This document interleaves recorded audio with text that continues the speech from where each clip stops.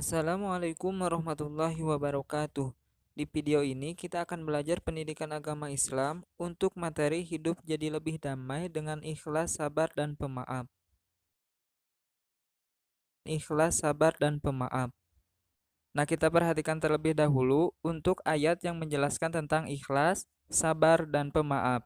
Yang pertama, dalam Quran Surat An-Nisa ayat 146.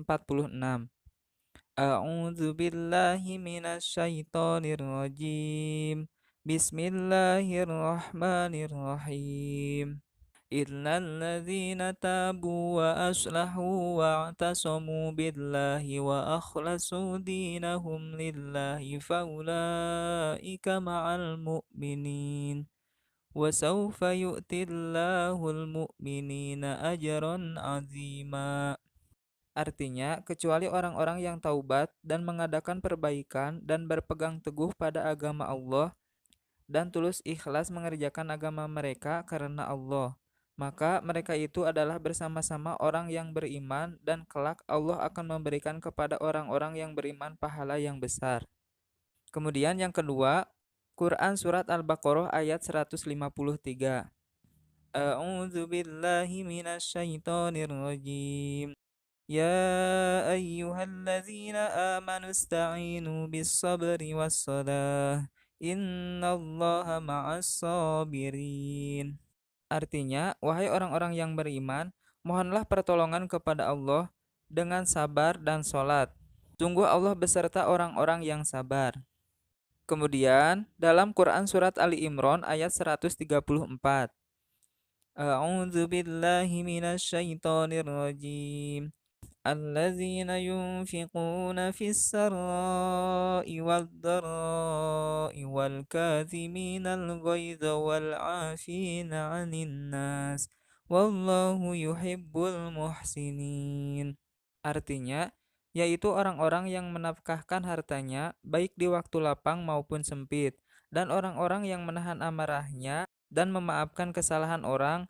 Allah menyukai orang-orang yang berbuat kebajikan. Nah, kemudian kita pelajari tajwidnya untuk hukum bacaan nun sukun atau tanwin. Sebagaimana telah kita ketahui bersama bahwa hukum bacaan nun sukun atau tanwin terbagi menjadi 4 bagian, yaitu izhar atau bacaan jelas, ikhfa bacaan samar, idgham atau bacaan lebur, dan iqlab atau bacaan beralih. Nah, yang pertama izhar.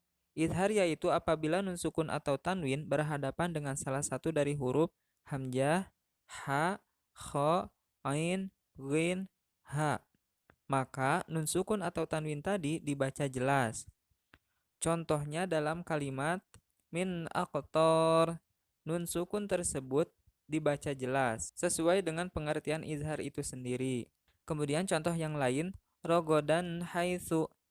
Nah, di sini juga sama untuk tanwinnya dibaca jelas. Kemudian sawaun alaihim, tanwin domah dibaca jelas juga. Kemudian tahtihal anhar. Nah, dalam kalimat anhar nun sukunnya dibaca jelas. Yang kedua yaitu ikhfa. Ikhfa yaitu apabila nun sukun atau tanwin berhadapan dengan salah satu dari huruf ta, sa, ja, da, za, za, sa, sya, so, do, to, zo, fa, ko, ka. Maka nun sukun atau tanwin tadi dibaca samar. Contohnya antanfudu. Nah, dalam nun sukun tersebut dibaca samar. Maka huruf ikhfa di sini adalah huruf ta dan fa. Kemudian contoh lainnya wama unzila. Nah, dalam kalimat ini nun sukunnya dibaca samar dan huruf ikhfanya yaitu za. Kemudian min qablik. Nah, dalam kalimat ini nun sukunnya dibaca samar, maka huruf ikhfanya di sini adalah qaf. Kemudian kulli syai'in qadir. Ini juga sama untuk tanwinnya dibaca samar dan huruf ikhfanya yaitu qaf. Kemudian in kuntum shadiqin. Nah, di sini ada dua untuk contoh bacaan ikhfanya yaitu inku. Berarti nun di sini dibaca samar dan huruf ikhfanya yaitu kaf. Kemudian yang keduanya nun sukun yang ini berarti menghadapi huruf ta Dan ini juga sama dibaca samar. Huruf ikhfanya yaitu ta. Kemudian min duni. Nah, dalam contoh ini juga sama, nunnya dibaca samar menghadapi huruf ikhfa yaitu da. Yang ketiga idgham. Idgham yaitu apabila nun sukun atau tanwin berhadapan dengan salah satu huruf mim, nun, wawu, ya, ro, lam. Maka nun sukun atau tanwin tidak dibaca atau dilebur ke huruf-huruf tersebut. Contohnya yaitu bisuratim mim mislih. Contoh bacaan idghamnya terdapat dua, yaitu tanwin menghadapi mim, maka tanwin di sini dibaca lebur karena menghadapi huruf idgham yaitu mim. Kemudian yang ini juga nun matinya dibaca lebur karena menghadapi huruf idgham yaitu mim. Kemudian contoh yang lain an-nafsin. Nah, di sini juga sama, nun mati dibaca lebur menghadapi huruf idgham yaitu nun. Kemudian hudal lil muttaqin. Nah, di sini tanwin dibaca lebur menghadapi huruf idgham yaitu lam. Kemudian mir rabbihim. Di sini juga nun matinya dibaca lebur karena menghadapi salah satu huruf idgham yaitu ro. Kemudian yang keempat iklab. Iklab yaitu apabila nun sukun atau tanwin berhadapan dengan huruf ba.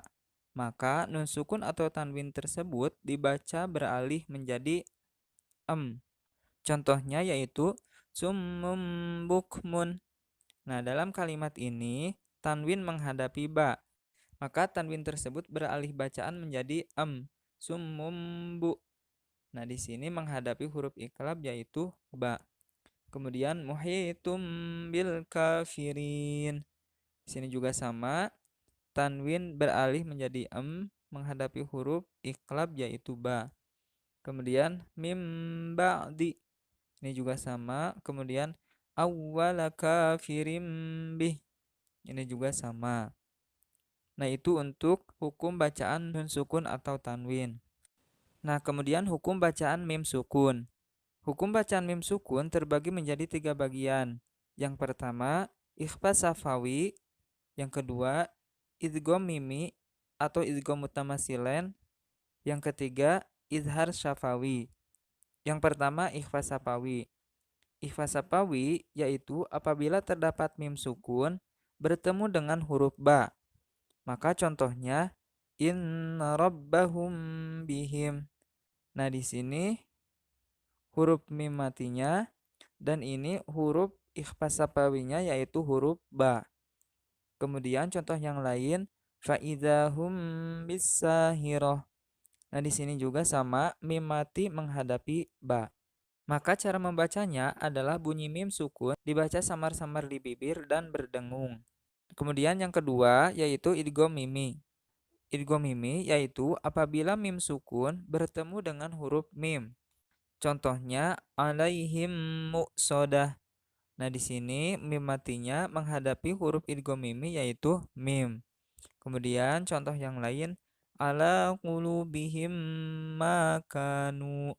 Nah, di sini mim matinya dan ini huruf idgham miminya yaitu mim. Nah, cara membacanya yaitu mim sukun dimasukkan atau digabungkan dengan mim di depannya dan berdengung. Kemudian yang ketiga, izhar syafawi. Izhar syafawi yaitu apabila ada mim sukun bertemu dengan salah satu dari 26 huruf hijaiyah. A, ta, sa, ja, ha, kho, da, za, ro, za, sa, sha, so, do, to, zo, ain, ghin, fa, qaf, kaf, lam, nun, wawu, ha, ya. Contohnya lahum ajrun. Nah, di sini mim matinya menghadapi huruf izhar syafawi yaitu a. Kemudian contoh yang lainnya alaihim hafizin. Ini mim mati menghadapi huruf izhar syafawi ha. Kemudian innahum yakidun. Nah, di sini mim mati menghadapi ya. Nah, ini contoh dari izhar syafawi. Maka cara membacanya adalah bunyi mim sukun dibaca jelas dengan bibir tertutup. Nah, itu untuk hukum bacaan mim sukun. Kemudian isi kandungan Quran Surat An-Nisa ayat 146. Nah, isi kandungan Quran surat An-Nisa ayat 146 ini menjelaskan tentang keikhlasan amal seseorang. Ikhlas merupakan syarat untuk diterimanya amal. Nah, firman Allah dalam Quran surat Al-Bayyinah ayat 5, A'udzu billahi minasyaitonir rajim. Bismillahirrahmanirrahim. Wa ma umiru illa liya'budullaha mukhlishina lahuddin hunafa'a wa yuqimus salata wa yu'tuz zakata wa dzalika dinul qayyimah. Artinya, padahal mereka tidak disuruh kecuali supaya menyembah Allah dengan memurnikan ketaatan kepadanya dalam menjalankan agama yang lurus, dan supaya mereka mendirikan sholat dan menunaikan zakat. Dan yang demikian itulah agama yang lurus. Kemudian dalam hadis Rasulullah Shallallahu Alaihi Wasallam, An ibni Mas'udin radhiyallahu anhu qala Rasulullah Shallallahu Alaihi Wasallam, salah satun la yugallu alaihim qalbul mu'min ikhlasul amal wan nasihatu liwaliyil amri waluzumul jamaah. Rawahu Ahmad. Artinya, dari Ibnu Mas'ud radhiyallahu anhu, Rasulullah Shallallahu Alaihi Wasallam bersabda, tiga hal yang tidak boleh hati seseorang mukmin iri terhadapnya: ikhlas dalam beramal, memberi nasihat kepada pemimpin, dan melanggengkan kebersamaan dengan jamaah. Hadis riwayat Ahmad. Setiap perbuatan manusia dimulai dari gerak hati atau niatnya. Oleh karena itu, yang harus diluruskan pertama kali agar tercapai derajat mukhlisin adalah niat di dalam hati. Allah Subhanahu wa taala berfirman dalam Quran surat Al-Mu'min ayat 14. A'udzu billahi minasyaitonir rajim. Fad'ullaha mukhlishina lahuddin walau karihal kafirun.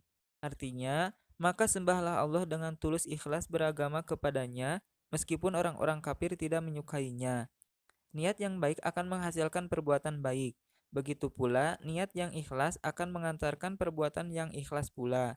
Dengan ikhlas, hati kita menjadi tentram, tidak ada beban yang memberatkan. Kemudian isi kandungan Quran surat Al-Baqarah ayat 153. Nah, isi kandungan Quran surat Al-Baqarah ayat 153 ini menjelaskan orang-orang yang sabar. Sesungguhnya Allah Subhanahu wa taala beserta orang-orang yang sabar. Sabar merupakan pengendali hati untuk selalu istiqomah dalam berbuat baik. Sebagaimana dalam perkataan Sayyidina Ali bin Abi Thalib, as-sabru minal iman, bimanzilati ra'si minal jasad. Sabar adalah bagian dari iman, sebagaimana kepala bagian dari tubuh. Sabar bisa diartikan tabah, tahan menderita, ulet, tekun, dan tidak mudah putus asa. Sabar juga bisa berarti menahan. Maksudnya adalah menahan diri dari kesusahan yang menimpanya, menahan lisan atau anggota badan dari perkataan dan perbuatan yang tidak baik, serta menahan rasa malas untuk berbuat baik. Sabar juga berarti menahan diri untuk tidak melampiaskan nafsu angkara murka, mengendalikan lidah untuk tidak berkeluh kesah, dan mengontrol anggota tubuh untuk tidak bertindak anarki. Orang yang sabar tidak hanya bersifat lapang dada saat menghadapi kesulitan dan musibah, tetapi juga teguh pendirian atau istiqomah dalam memperjuangkan kebenaran dan selalu dinamis dan optimis dalam meraih masa depan yang lebih baik dan bermakna. Sabar itu ada beberapa macam, yaitu sabar menjalankan perintah Allah, menjauhi kemaksiatan atau meninggalkan larangan Allah, menerima dan menghadapi musibah, menuntut ilmu pengetahuan, serta sabar dalam bekerja dan berkarya.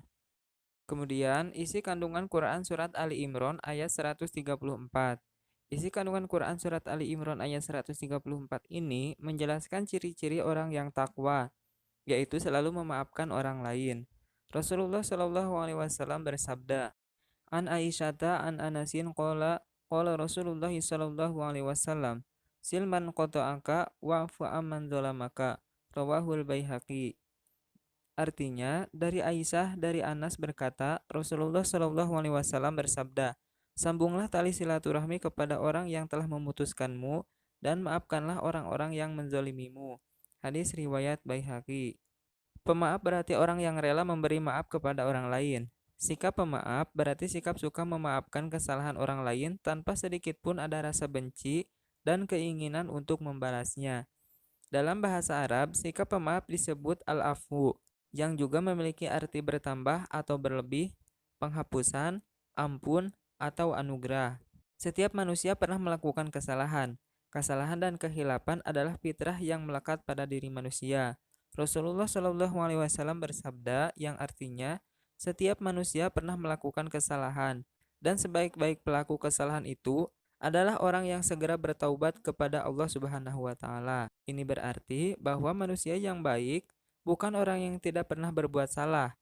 Karena itu mustahil kecuali Rasulullah Shallallahu Alaihi Wasallam yang dimaksum atau senantiasa dalam bimbingan Allah Subhanahu wa taala.